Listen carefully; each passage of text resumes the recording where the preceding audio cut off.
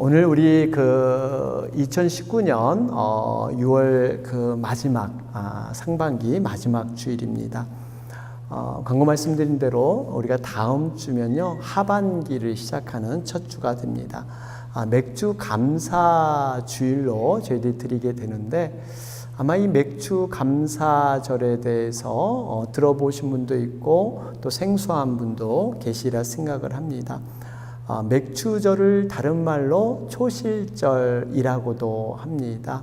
이 의미는 이 맥주할 때 이 맥이 바로 보리맥자를 쓰죠. 한자어로 보리맥자를 쓰는데 쉽게 말하면 보리를 거두어서 하나님께 감사하면서 드리는 절기, 바로 이게 맥주절입니다. 여러분 출애굽기 23장 16절에 보면 이렇게 기록되어 있죠. 맥주절을 지키라. 이는 내가 수고하여 밭에 뿌린 것의 첫 열매를 거둠이니라. 그렇죠? 바로 이 밭에 뿌린 것의 첫 열매를 거둔 것을 이렇게 하나님 앞에 감사하는 것. 우리가 지난 6개월을 보면서 하나님께서 교회의 가정에 또 개인에게 주신 그 감사를 기억하면서 또 새로운 하반기를 시작하는 첫 주일에 감사로 또 이렇게 시작하는 의미가 있습니다. 여러분 아무쪼록 정말 은혜를 돌아보면서 하나님 앞에 또 감사하는 그러한 시간이 되시길 바랍니다. 여러분들 아마 집에 요즘 이 악기가 굉장히 보편화되어 있습니다. 여러분 집에 혹시 이렇게 악기가 있으신지 모르겠어요. 어떤 분은 바이올린도 있으시고, 어떤 분은 피아노도 있으시고, 어떤 분은 하다못해 기타도 있으신 이런 분들이 계실 겁니다.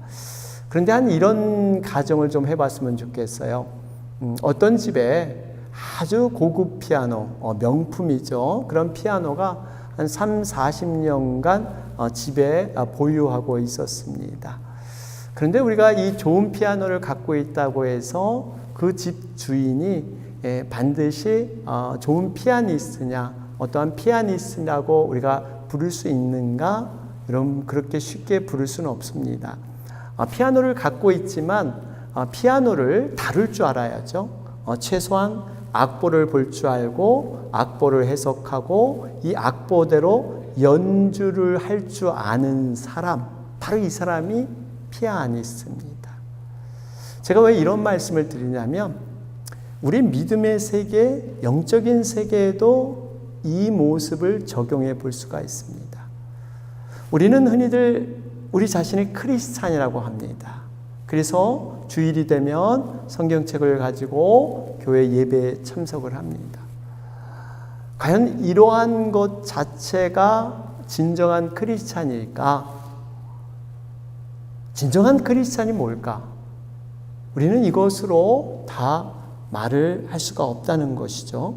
분명히 진정한 크리스찬은 적어도 하나님의 말씀대로 살고자 애를 쓰는 사람, 또 주의 영, 성령께서 충만함을 항상 주시는 그 사모함이 있고 또 하나님의 통치를 받으려고 하고 하나님이 원하시는 그 사역을 감당코자 하려는 이러한 사람이 여러분 진정한 크리스찬이 아니겠어요?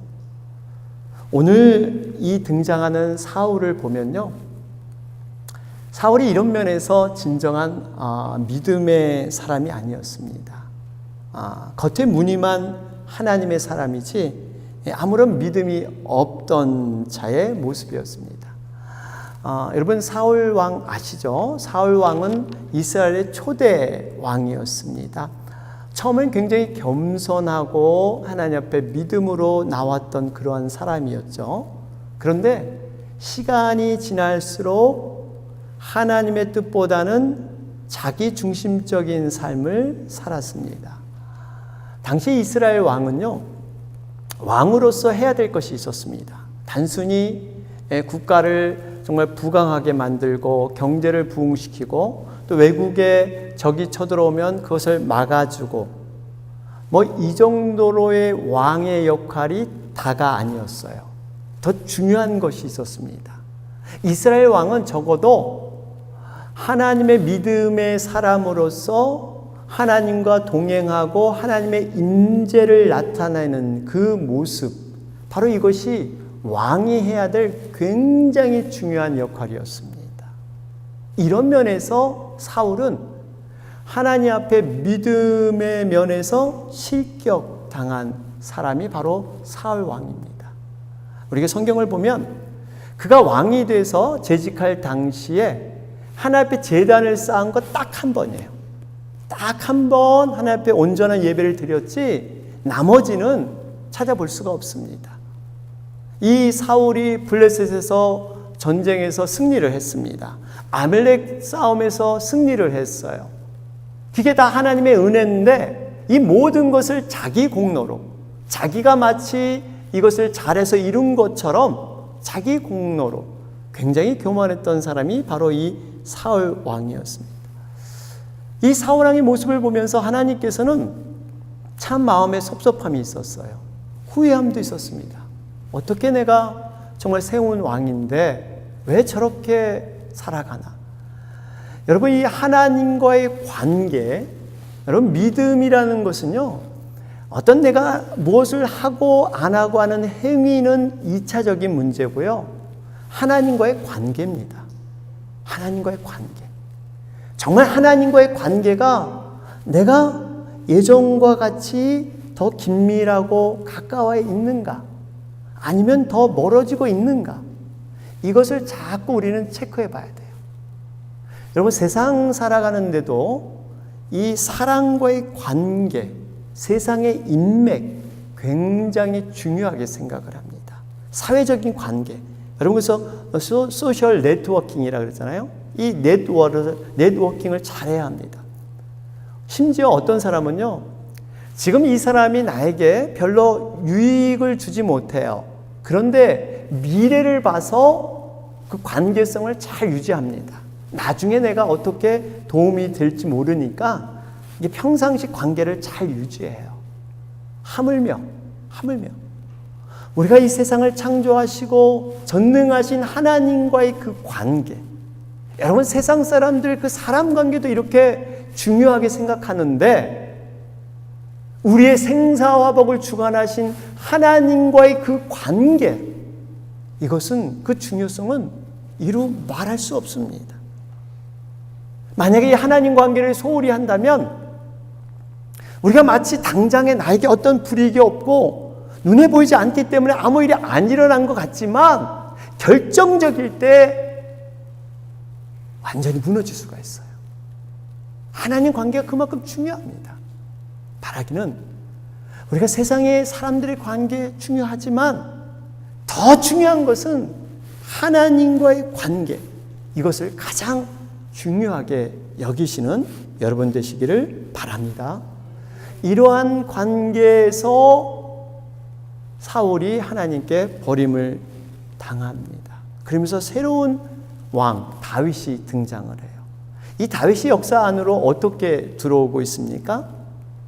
이스라엘 백성들에게는 이 블레셋이라는 그러한 민족이 끊임없이 괴롭혀 왔습니다. 특별히 평상시에 좀 공격했으면 그래도 좀 낫겠는데 추수 때 곡식을 다 이렇게 탈곡해서 이제 먹을 만한 이런 이 곡식이 됐을 때 그걸 다 뺏어가는 거예요.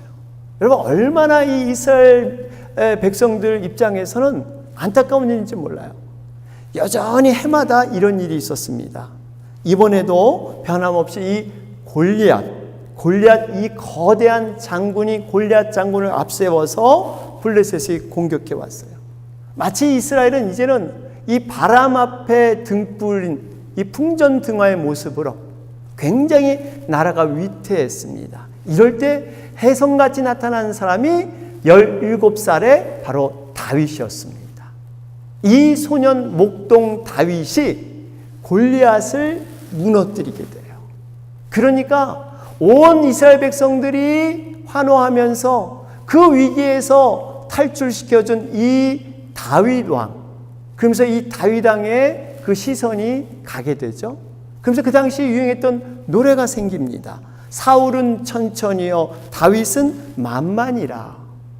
사울과 다윗을 비교했을 때 다윗의 그 능력이 월등하고 더 크다, 이렇게 노래가 시작이 됐어요. 그러니까 이 노래가 있으니까 사울이 시기하기 시작합니다. 더 다윗의 존재가 있었기 때문에 내 존재가 지금 이렇게 떨어지고 이 왕의 자리까지도 위험할지 모른다. 그러면서 사울이 어찌하든지 다윗을 죽이고자 끝없이 추격전이 시작이 됩니다. 여러분, 이 다윗 정말 하루아침에 나라를 구했는데 영웅으로 오히려 취급하지 못할 망정 지금 도망자 신세가 됐어요. 산으로 들로 어디로 도망갔지만 이제 도망할 데가 없어서 정말 고민하는 가운데 오늘 본문에는요, 라마로 도망가게 됩니다. 여러분, 라마는 이 사무엘의 출생지이자 고향이 바로 이 라마입니다. 사무엘이 사울 왕이 타락하니까 자기의 고향 라마로 내려왔어요. 그리고서 그 라마에다가 나요시라는 그러한 그 학교를 세우게 됩니다. 여러분, 나요시라는 것은요, 거주지, 거처 뭐 이런 뜻이 있어요. 쉽게 말하면 기숙사와 같은 것입니다. 그러니까 이 사무엘은 예루살렘에서 내려와서 이제는 후학들을 위해서 제자들을 양성시켰습니다. 그들에게 말씀과 기도의 전무함을 통해서 훗날을 기억하면서 그들을 잘 가르쳤던 거예요. 바로 이곳이 라마 나요시라는 곳입니다. 여러분, 우리가 이 모습을 보면서 우리가 다윗처럼요, 인생의 곤고함이 찾아올 수가 있습니다. 뜻밖의 선한 일을 했는데 어려움이 올 수가 있고요, 내가 해결할 수 없는 정말 극한 그런 문제 앞에 우리는 딱 부딪힐 수가 있어요. 과연 이럴 때 우리는 어떻게 할 것인가? 분명히 많은 인생들은요, 어려움이 있으면 좀 더 안전하고 평안한 곳을 찾아서 움직이게 돼 있어요. 여러분, 세상 사람들의 모습은 어떻게 보면 이런 모습들이 정말 잘못된 물질이나 어떠한 지식이나 자신의 경험이나 세상 사람들의 공통된 소리나 이런 것에 치우치게 됩니다. 우리는 정말 이러한 인생이 바로 나그네 인생처럼 이렇게 비춰주고 있습니다. 여러분, 베드로전서 1장 17절에 가보면 그런 말씀이 있죠. 너희가 나그네로 있을 때 두려움으로 지내라. 우리 인생은요, 어떻게 보면 나그네와 같은 인생입니다. 이 안정과 평안을 끊임없이 쫓아가는 그러한 삶이에요. 그런데 두려움으로 지내라 그래요. 이 두려움은 그저 단순히 어떤 무서움이 아니라 하나님 앞에서의 그 두려움을 얘기하고 있어요. 하나님 앞에서 너희들이 어떻게 살아야 될 것인가? 분명히 하나님 앞에 너희들의 삶이 반드시 심판받을 날이 있으니까 이 나그네의 삶을 적당히 그저 너희들 그냥 마음대로 가는 대로 살지 말라는 얘기예요. 분명히 이 나그네의 삶이 분명히 하나님 앞에 카운트되는 그러한 삶이 있으니까 두려움으로 살라, 이렇게 말하고 있습니다. 여러분, 이 두려움, 이 정말 하나님 앞에 경외감을 가지고 산 사람이 바로 야곱 아닙니까? 야곱이 바로 앞에 섰을 때 그가 마지막 그러한 이 삶의 유언적인 결말적인 고백의 말씀이 창세기 47장 9절의 말씀입니다. 여러분, 어떻게 고백을 하고 있어요? 내 세월이, 나의 나그네 길의 세월이 130년이니이다. 내 나이가 얼마 못 되니 우리 조상의 나그네 길에 연조에 미치지 못하나 험악한 세월을 보내었나이다. 여러분, 바로 이것이 그 야곱의 인생의 결말의 고백입니다. 자신을 나그네 길로 고백하면서 이 나그네 길조차도 이 연조가, 이 세월이 우리 조상에 비하면 아무것도 아닙니다. 이렇게 고백하고 있습니다. 사랑하는 여러분, 우리가 다시 한번 오늘 말씀을 통해서 이 다윗의 선택, 다윗은 세상 것으로 이것을 모면하려고 어떠한 이 즉흥적인 것으로 이 상황을 어떻게 떨쳐보려고 하지 않았습니다. 그는 영적인 지도자 사무엘을 알았고 그는 무엇보다 더 하나님과의 관계를 알았기 때문에 다른 곳으로 가지 않고 라마, 바로 이 라마로 간 줄로 믿습니다. 여러분, 우리의 인생도 어려움이 있을 때 진정한 피난처는요, 세상에 없습니다. 그것이 나를 해결해 줄 것 같고 그것이 뭔가를 이 유익을 줄 것 같지만 막상 진정으로 깊은 내면의 그 곤고함에 빠지면요, 다 소용없어요. 오로지 우리 주 예수 그리스도, 바로 그분만이 우리의 피난처가 되시고 가장 인생에 안전한 그러한 평안처가 되는 줄로 믿습니다. 자, 이런 가운데 이제는 이 다윗이 이 라마나요스로 피신을 했는데 이제 이 소식이 사울에게 들어갑니다. 이 소식을 접한 사울 왕이 드디어 가만 놔둘 리가 없습니다. 평소에 정말 잘 훈련된 그러한 이 자객들, 부하들을 바로 라마나요스로 보내게 됩니다. 그런데 참 신기한 일이 일어나죠. 이 자객들이 다윗을 잡으려고 딱 도착을 했는데 거기에 있는 선지자들이 이 하나님의 영으로 예언의 이러한 그 모습을 하고 있죠. 근데 그 예언을 한 그 내용들이 이 죽이러 온 그 자객들에게도 동일하게 하나님의 영으로 임하게 됩니다. 그들이 왜 우리가 여기 왔는지를 잊어버려요. 그리고 함께 하나님의 영으로 함께 예언을 시작을 해요. 이 소식을 사울에게 알립니다. 사울이 믿겨지지가 않았어요. 화를 냈습니다. 어떻게 이런 일이 일어날 수 있느냐? 얘네들이 지금 제정신이 아니구나. 그러면서 다시 2차로 또 부하들을 모아서 또 보내게 됩니다. 그런데 웬걸입니까? 똑같이 두 번째 보낸 부하들도 하나님의 영이 임해서 그들도 동일하게 예언을 하기 시작하는 거예요. 이것도 안 되겠다 해서 다시 세 번째 또 부하들을 모아서 라마나요스를 보내요. 역시 마찬가지 일이 일어납니다. 자, 이게 사울이 도저히 이거는 믿을 수가 없다. 내가 직접 가서 한번 확인해 보리라. 그러면서 사울이 부하들을 거느리고 이제는 라마나요스로 들어오게 됩니다. 그런데요, 이 사울조차도 동일한 사건이 일어나요. 사울 왕이 큰 우물가에서 출발해서 나요스에 이르는 과정에 하나님의 영이 사울에게 임합니다. 그러면서 사무엘을 만났을 때는 어떤 일이 일어나면 옷까지 벗고서 벗은 몸으로 하루 종일 예언을 하기 시작해요. 물론 여러분, 옷을 벗었다는 것은 원문에 보면 무릎 꿇고 엎드려서 예언했다, 이렇게 원문에는 기록되어 있습니다. 어쨌든 간에 여러분 한번 생각해 보세요. 다윗을 죽이지 못해서 안달이 됐던 이 사울, 미움과 저주와 시기와 질투로 가득 찬 이 사울이 지금 자기가 여기 왜 왔는지 몰라요.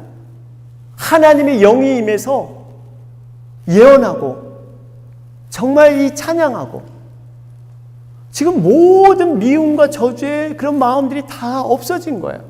그 본문 말씀이 여러분 23절 24절 아니겠어요? 한번 거기 볼까요? 여기 보니까 사울이 라마나요스로 가니라 하나님의 영이 그에게도 임하시니 그가 라마나요스에 이르기까지 걸어가며 예언을 하였으며 그가 또 그의 옷을 벗고 사무엘 앞에서 예언을 하며 하루 밤낮을 벗은 몸으로 누웠더라. 그러므로 속담에 이르기를 사울도 선지자 중에 있느냐 하니라.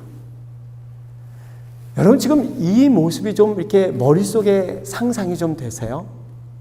어떻게 다윗을 죽이려고 했던 정말 이 사울이 어떻게 이렇게 변화됐을까? 그리고 사울의 입에서 어떤 내용의 말들이 예언으로 나왔을까? 물론 성경에는 정확히 기록은 없지만 아마 하나님을 찬양하고 또 다윗에 대해서 정말 높이는 이런 예언들이 여러분 나오지 않았을까요? 여러분, 이러한 신비로운 현상을 우리는 어떻게 받아들이고 어떻게 이해해야 될까요? 우리는 보통 지금까지 이런 생각을 많이 했습니다. 성령의 임재와 충만함은 너무너무 중요합니다.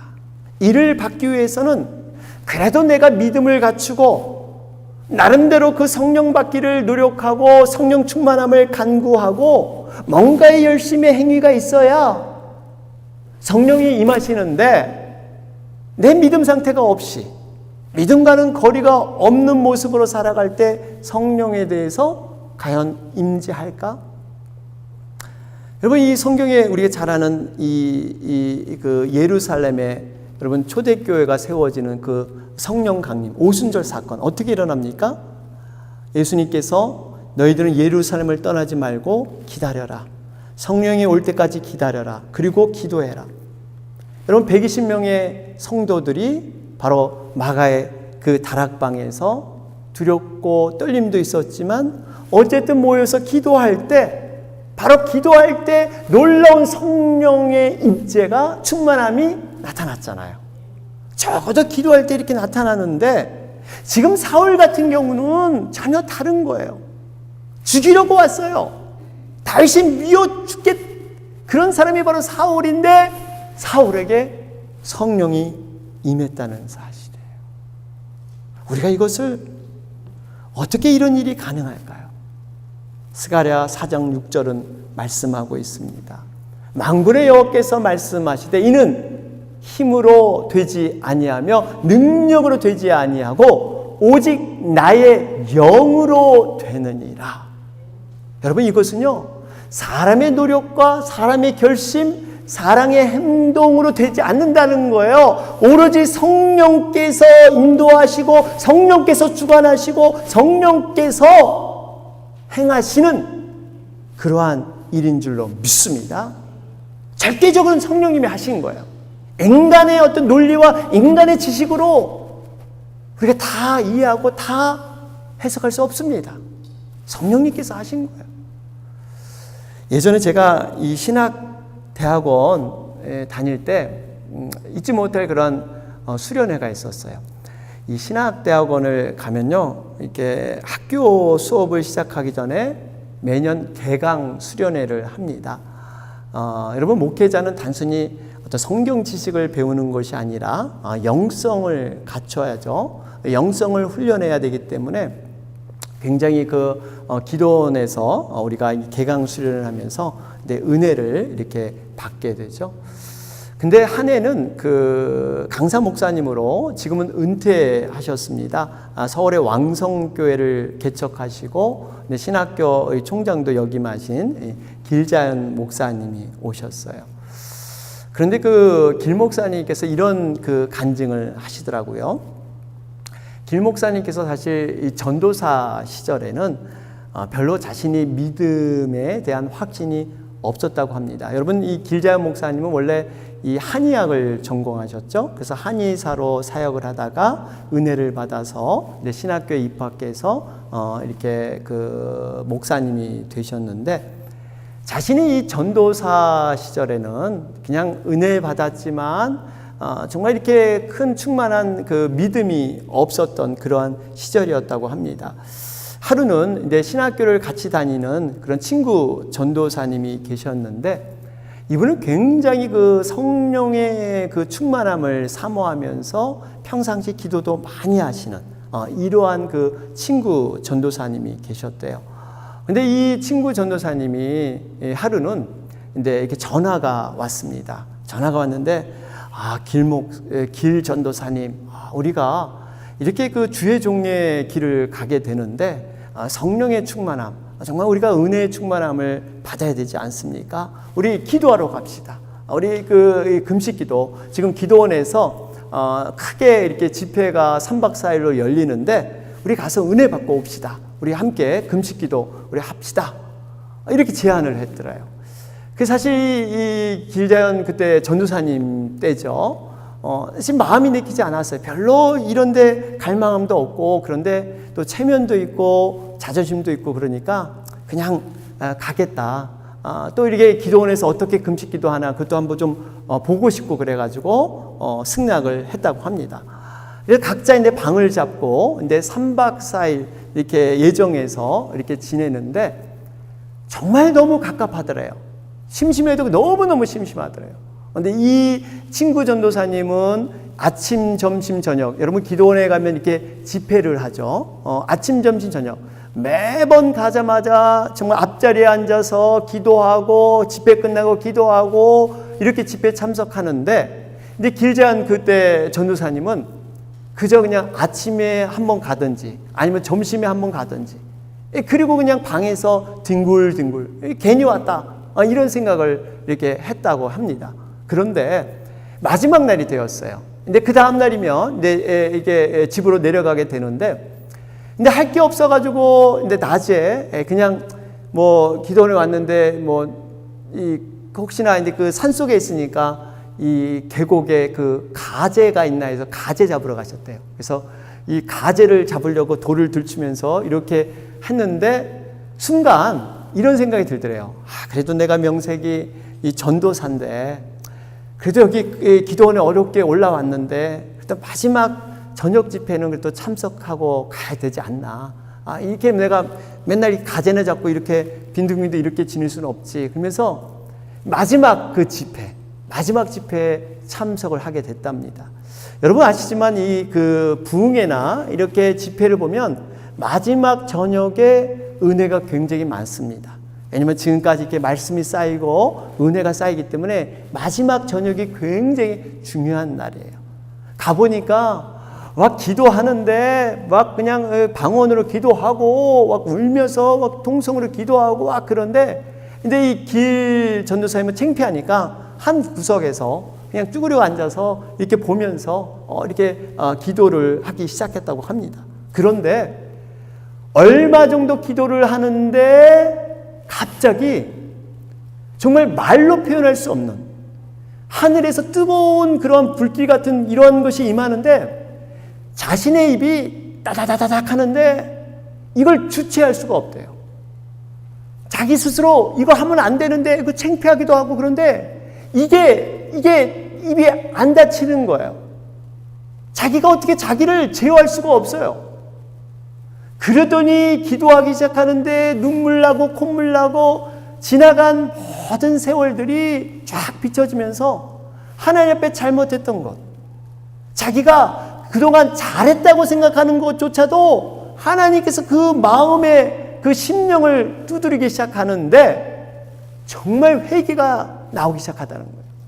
그래서 정말 기도를 하기 시작하는데 잠깐 기도한 것 같은데 4시간이 흘렀답니다. 다른 사람 다 가고 4시간 동안 자복감을 하는데 그때 성령을 받고 방언 기도가 터졌다는 거예요. 그런데 그렇게 성령 받기를 사모했던 그 전도사님은 그때는 못 받고 나중에서야 방언을 받고 이게 성령의 충만함을 받았다고 합니다. 그러면서 그 길 목사님이 하신 말씀이 그런 얘기를 하셨어요. 성령 충만함을 받고 방언 받기를 사모하는 거, 무척 간구하는 것 중요합니다. 사람들이 이런 갈망하는 것 하나님께서 굉장히 귀히 보십니다. 그러나 나처럼 부족하고 믿음이 없고 자격이 없는 사람에게도 하나님께서는 특별한 은혜를 부어주시는데 이것이 바로 성령의 주권적인 역사입니다. 성령께서는 인간의 계획과 인간의 모든 가능성까지 뛰어넘어서 하나님이 하시는 그런 놀라운 일을 성령께서는 하십니다. 이런 얘기를 하시더라고요. 제가 참 동감이 됐어요. 하나님의 주권적인 섭리는 우리가 생각의 잣대로 이렇게 하면 될 것이다, 이게 아니라는 거예요. 그게 바로 성령께서 일하시는 것. 우리가요, 내가 이때까지 해왔던 경험들, 내가 알았던 모든 지식들 가지고 성령님을 다 판단해서는 안 됩니다. 성령님은요, 우리의 경험과 우리의 생각보다 크고 넓으신 분, 바로 그것이 성령의 사역인 줄로 믿습니다. 그러면서 우리가 특별히 여기서 이 본문에서 두 가지 교훈을 깨달아요. 하나는 뭐냐면 하나님께서는 하나님의 사역자들을 진정으로 아끼시고 보호하신다는 겁니다. 여러분, 하나님께서 왜 사울과 부하들에게 강권적으로 성령의 역사를 내리셨을까요? 물론 하나님께서 한 영혼이라도 구원하고 싶은, 그 안타까움 때문에 한 영혼이라도 구원하고 싶은 하나님의 사랑일 수가 있습니다. 그런데 그보다 더 중요한 하나님의 의도하심이 있었어요. 바로 하나님의 종 다윗을 지키기 위해서, 다윗을 머리털 하나 상치 않게 지키기 위해서 하나님께서는 상상하지 못하는 방법을 동원해서 하나님의 종을 지켜주십니다. 하나님의 자녀된 우리도 마찬가지예요. 아무리 사단이 밀가부르듯 우리를 해치려고, 우리를 괴롭히고 우리를 능멸하지만 우리를 넘어뜨리지 못해요. 우리를 눈동자같이 지키시고 하나님의 그 마음 중심에 우리를 인도하시는 하나님인 줄로 믿습니다. 하나님은 졸수 아니하시고, 여러분, 주무시도 아니하시고 변함없이 신실하게 매 순간마다 하나님이 세밀한 손길을 우리에게 뻗치고 계시는 겁니다. 여러분, 우리가 하나님의 은혜를 알아야 돼요. 또 한 가지 또 깨달아야 할 교훈이요, 이 사울의 모습을 보면서 복의 그릇이 안 되는 사울인 것을 우리는 알 수가 있습니다. 복의 그릇이 그만큼 중요해요. 여러분, 한번 생각해 보세요. 지금 다윗을 죽이고자 혈안이 되어서 라마나요스에 왔던 사울, 지금 그 미움의 마음, 저주의 원망의 마음이 다 사라지고 성령이 강림을 했습니다. 예언을 하기 시작했어요. 그리고 말씀을 전했습니다. 지금 사울은 말씀을 전하는 통로로 지금 사용되고 있어요. 여러분, 이걸 생각해 보면 이 자체가 복이 아니겠습니까? 하나님의 예언의 말씀을 자신을 통해서 나타나게 하는 것. 여러분, 우리에게 가장 큰 축복은요, 말씀의 통로가 되는 겁니다. 축복을 자신만 받는 것이 아니라 그 축복을 나눌 수 있다면 그거만치 아름다운 복이 어디 있겠어요. 그런데 우리가 이 사건을 통해서 성경의 뒤를 보면 사울이 과연 이 성령의 강림 사건을 통해서, 성령을 경험한 것을 통해서 사울이 변화되고 온전한 하나님의 사람으로 섰는가? 아니라는 거예요. 사울은 비참하게 말년이 끝났습니다. 여러분, 사실 사울에게는 이것이 좋은 기회였습니다. 다윗의 미움도 성령께서 제하여 주시고 성령의 그 살아있는 능력을 체험한 이 경험을 통해서 사울이 모든 자신의 죄를 회개하고 고백해서 다시 한번 하나님의 사람으로 설 수 있는 기회를 이 사울이 놓친 거예요. 놓친 겁니다. 저는 이 말씀을 묵상하면서 제 자신에게 적용해 봤어요. 여러분, 목사는 말씀을 많이 다루잖아요. 말씀을 많이 전하잖아요. 어떻게 보면 굉장히 축복입니다. 어떤 분이 참 목사님 부럽습니다, 그런 얘기 하시더라고요. 그러니까 왜요? 그랬더니 목사님은 좋으나 싫으나 하나님 말씀을 항상 가까이 하니까 목사님만큼 좋은 잡이 없대요. 그래서 내가 속으로 그랬어요. 말로는 안 하고 한번 그러면 신학과 가셔서 목사님 돼보십시오. 말씀만 맨날 전하면 좋으련만. 예. 하여튼 여러분, 이게 말씀을 대한 건 복이에요. 그런데 제가 제 자신의 반문에 보면서 이런 하나님이 이런 마음을 주시더라고요. 네가 깨닫고 전한 말씀을 과연 얼마만큼 너가 누리고 사느냐, 그 말씀을 얼마만큼 나의 삶의 기준으로 살아가고 그 복된 말씀을 얼마만큼 네가 잘 지키며 순종하며 살아가느냐, 이 마음을 주시더라고요. 우리가 말씀을 많이 나누고 안다고, 말씀을 많이 고백한다고 해서 그게 진정으로 내 삶의 영양가 있고 내 삶의 기준이 되는, 능력이 되는 말씀이 되는가? 이건 별개일 수 있다는 거예요. 말씀을 많이 접하는 사람들, 특히 목회자 같은, 리더 같은 사람들, 우리가 또 목장에서 말씀을 깨달음을 자주 이렇게 나누게 되는데 나누는 것으로 끝나서는 안 된다는 거예요. 깨달은 걸로 끝나서는 안 된다는 거예요. 사울이 그랬잖아요. 사랑하는 여러분, 우리가 가장 복된 삶은요, 그 말씀이 깨닫고 이해되는 걸로 끝나지 않고 내 삶에서 그 말씀이 작동하는 거예요. 내 삶에서 그 말씀이 정말 내 생각을 바꾸고 내 마음과 감정을 바꿔버리고 내 자신의 의지까지도 바꿔버리는 이 말씀, 그 말씀이 임했을 때 그 영혼은 가장 복된 영혼인 줄로 믿습니다. 결론을 맺겠습니다. 라마나요시라는 곳은요, 말씀과 기도가 충만한 곳이었습니다. 악인이 찾아와도 변화되는 곳, 성령이 강림하는 곳. 여러분, 저는 정말 이러한 교회가 우리 교회가 되었으면 좋겠습니다. 예배하고 말씀과 찬양하는 가운데 어떤 자들이 와도 그 하나님의 영적인 권위와 성령의 충만함에 모두 감동되는 것.